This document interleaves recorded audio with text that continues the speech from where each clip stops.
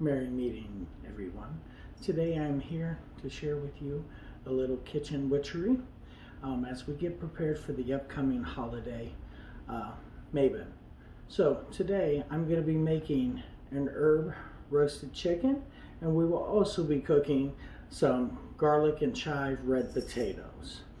So I want to welcome you into the last time that I will be in this kitchen. For one of the things that I'm thankful for this year is me and my family, we're going to be moving into our own home, but that's okay. I wanted to make sure that I got to share one last magical cooking experience with you all. So here's kind of what we have prepared for today's meal. And if you do want the rest of the peas, we can get them.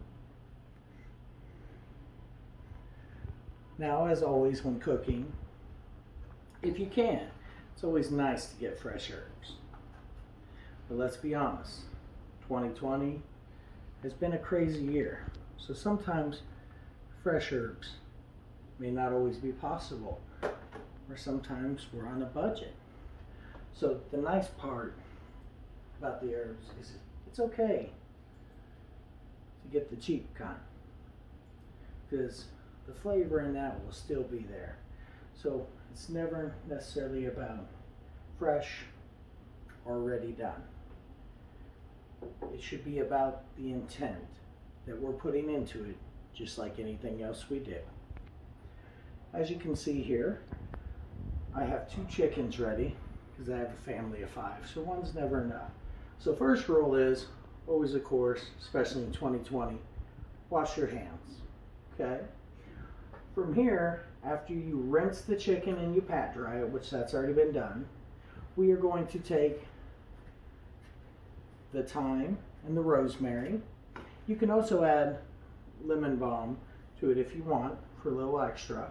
And we're also going to take the onions, just quarter them or cut them, and we're going to put them on the inside of the chicken here. So now that we have all that inside the chicken, now we're going to take our lemons, which you just want to cut them in quarters, nothing fancy, okay? And what we're going to do is we're going to actually squeeze the juice out of these over the chickens. I'm going to set that right there for just a second, okay? But you'll want to squeeze that juice all over the chicken, and don't be afraid here. Second, to rub it in a little bit. And then from there, what we're going to do is we're going to take these and we're going to put these inside the chicken as well.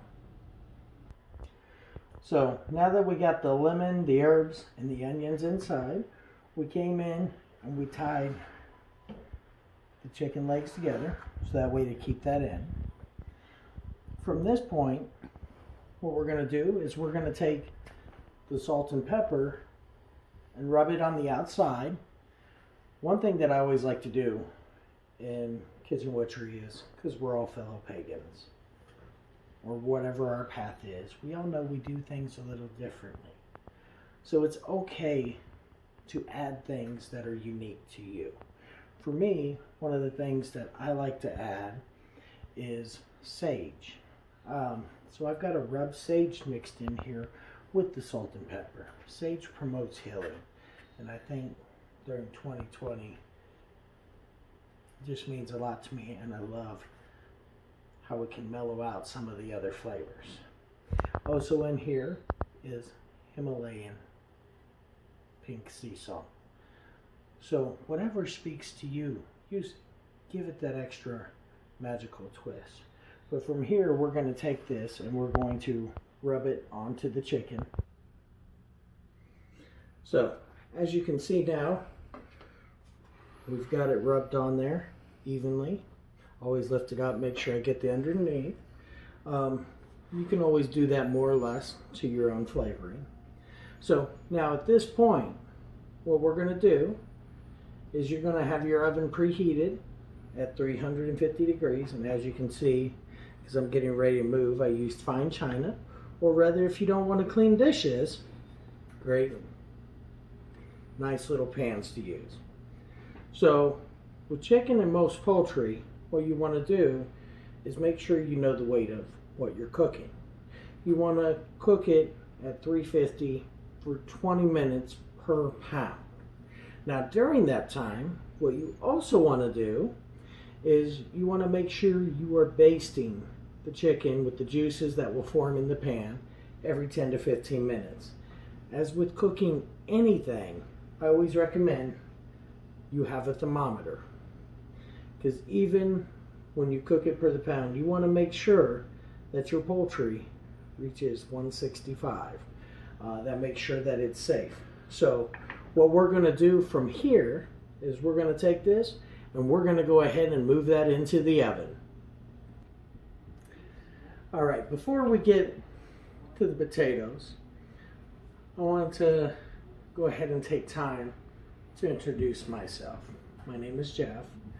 I've been a solitary practicing witch on the Wiccan/pagan side for the last 7 years. I have been part of the Pagan Pride board for the last 2 years. So I know this year is kind of different because, you know, we're doing it on YouTube. We can't have that gathering that we're normally used to, and I look forward to being able to meet you all in person again when we get to do that. Kind of share some things about me, you know, kind of where I get my recipes. I can get them online, but I also got some books on that.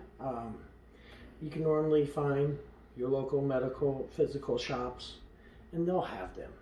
Or, you know, 2020 being what it is, maybe we don't feel safe or comfortable going out, or maybe you want to keep close because you have a loved one, you want to make sure that's protected. You can order on Amazon. Amazon has a good selection. There's so many online witchcraft bookshops, metaphysical stores we have at our fingertips. So even though we're here doesn't mean we can't practice. We're fine. And as you can see, it's okay to take recipes and make them your own. That's what makes it beautiful. That to me is where the intent and the magic truly happens. So when we went and put this meal together, when I was like, I want to show a kitchen witchery video, you know, when I put this together, one thing that I wanted to touch on is this meal was about $25 for my family. Right, 25. Normally, when we have our Springfield Pagan Pride Day, we take food donations. And we've always donated them to Crosslines. It's a great organization that helps those in need. Now, due to COVID and everything going on, they can't physically take the donations right now, the food, things like that. Because as we're trying to stay safe and healthy, so are they. Well, what you can do is you can donate to them online. So $25 created this wonderful meal. And we're going to move on to the potatoes here in a second. But $25 created this. They have an organizations that work with them. $25 could go so far. $10 could. $5. So as you will see probably throughout the day on the Pagan Pride Day YouTube channel, and as you probably have already heard in other places, there's going to be a link to that will give you the ability to go to Crosslines and donate.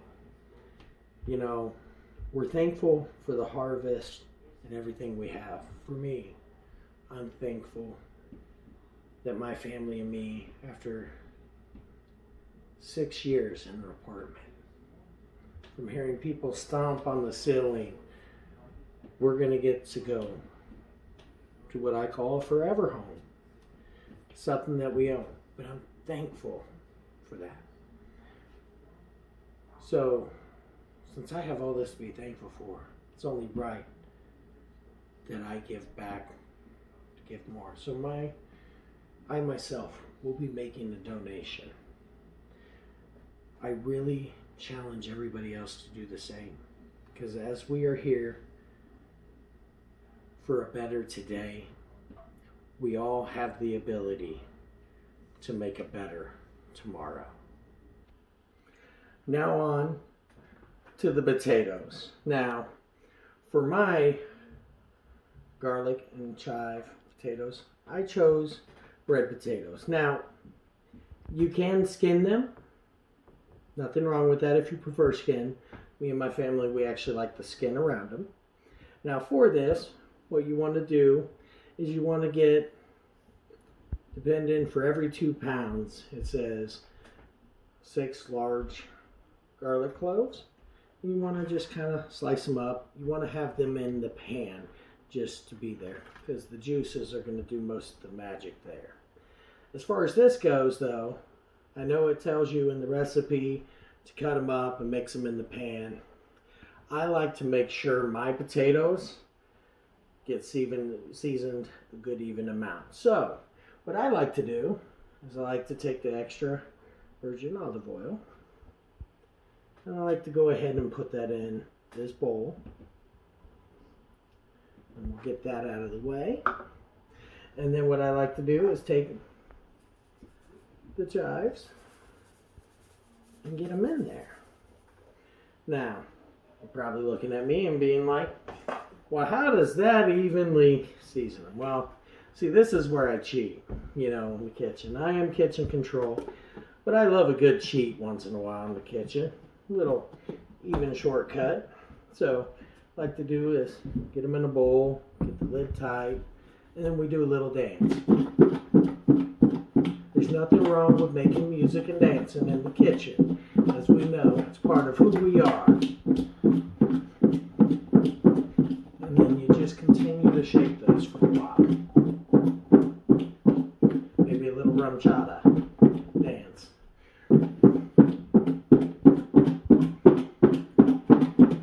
Because I've always found that the more you do that, the better it kind of gets them around. And then you can always check them, and you can look to see if you need to add just a little more, but in this case they look pretty good as far as even, at least as far as the season goes. But I am going to shake it just a little bit more. I think that gets them a good coat, having that oil mixed on them. You're like, probably, why are you cooking the sides second? Well, when these go in the oven, they're going to go in at 400 degrees. They're going to go in for an hour and 15 minutes. So after shaking them, what we're going to do is we're going to transfer them to the pan, and we're going to set them to the side. Because the goal is your chicken is going to retain that heat longer. So this is the last thing. You like a good kind of crisp to them. I do. You make them, and that's why you can mix them in here in the oil. But I found sometimes, that doesn't always get it all the way through, and you miss some pieces, things like that. So, cheap bowl. Won't mention where I got it. Not very expensive. But you put that lid on, and you can make music, and you can get those potatoes good and covered. Now, some great sides that can go with this. Vegetable of your choice. Maybe some asparagus. Maybe some green beans. There's so many different ideas. I just like making the main dish and the side and letting you kind of choose. And please, if you want to comment below and let me know what your favorite side is, or if you even got a good side that you think I'll love, I'm always looking for my next kitchen recipe. So, alright. That's good and mixed.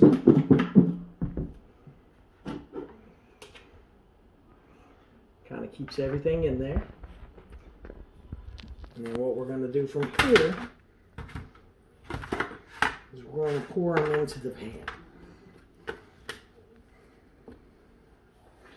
Now, normally I would grab a spatula, but in this case, it's okay.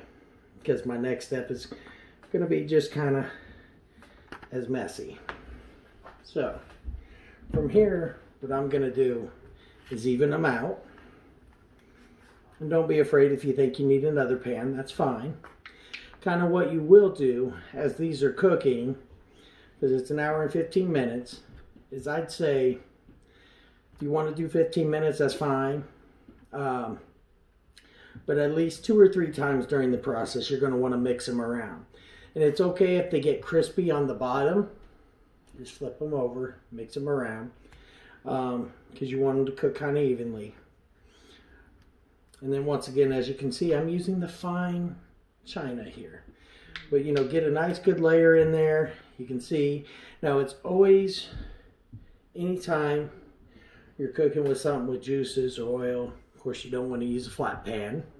As we all know how quick, you know, a little oil spilling over in the oven. It's kind of like us in our robes getting too close to the candle. Not a good thing. So you always want to make sure you have something that the juices can stay in and they won't go out. So at this point, what we are now going to do is these are ready to go.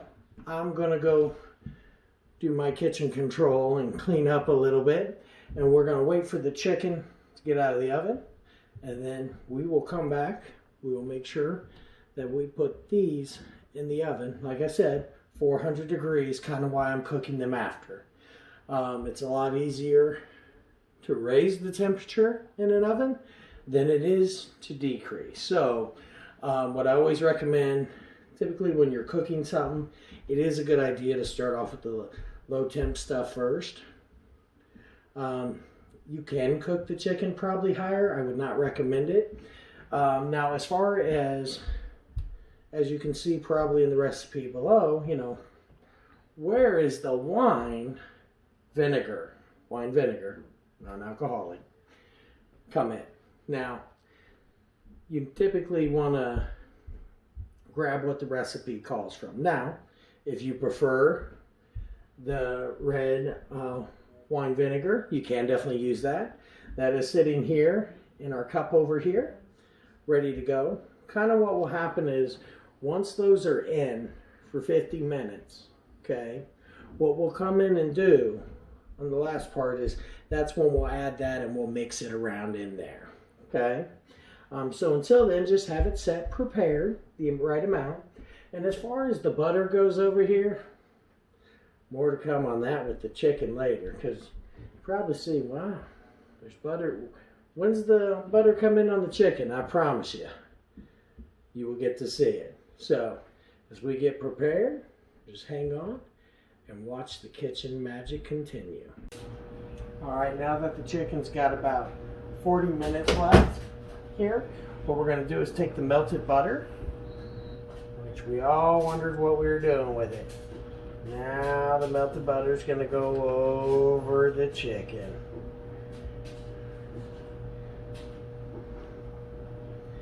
Kind of helps get that flavor going. And what you do now is you continue to baste it every 10 to 15 minutes, but we're only 40 minutes away from the chicken being done, and then we'll move on to the potatoes.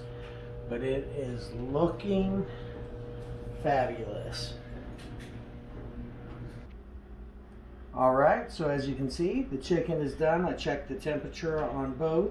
They're ready to go. So I'm gonna leave these sit out. And now what we're gonna do is I set the oven to 400. And we're gonna put the potatoes in, and then here in an hour, it's gonna be some yummy food time. All right, now that the potatoes have been in halfway, this is where the wine vinegar comes in. We're gonna take it and we're gonna just kind of add it all in here, and then I'm gonna give it a good mix here. And then we're gonna stick it back in for about another 40 minutes there. I have been stirring this once in a while. You want to continuously make sure it stirs. Some of it may fall when you stir. That's why I recommend pull it out to stir. But we'll see as soon as it's done. And we just now pulled out potatoes from the oven. So now, as you can see, we have our Mabon inspired meal. We have the chicken and the potatoes. Now, if you feel the need, remember you can split the potatoes up into separate pans to get them a little more crisp. Once they're out at this point, let them cool for a little bit and then add salt and pepper to taste. As always, remember when you're using your herbs or anything in your kitchen, remember they always have properties we can use. Whether it's taking just a little bit of cinnamon and adding it to your coffee in the morning for a little positiveness or protection. We can always find magic in the kitchen. Just always one thing that I recommend to remember as we take and we are thankful to also give back. I appreciate y'all joining me in my kitchen. I know for you it's only 20-something minutes, but for us this has been a couple hours prepping and cooking until we merry meet again, my friends.